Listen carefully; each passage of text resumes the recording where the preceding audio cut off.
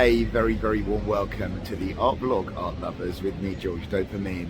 Today I'm here at the National Portrait Gallery in London, which has been shut since 2020 to explore the show of Paul McCartney photographs called Eyes of the Storm.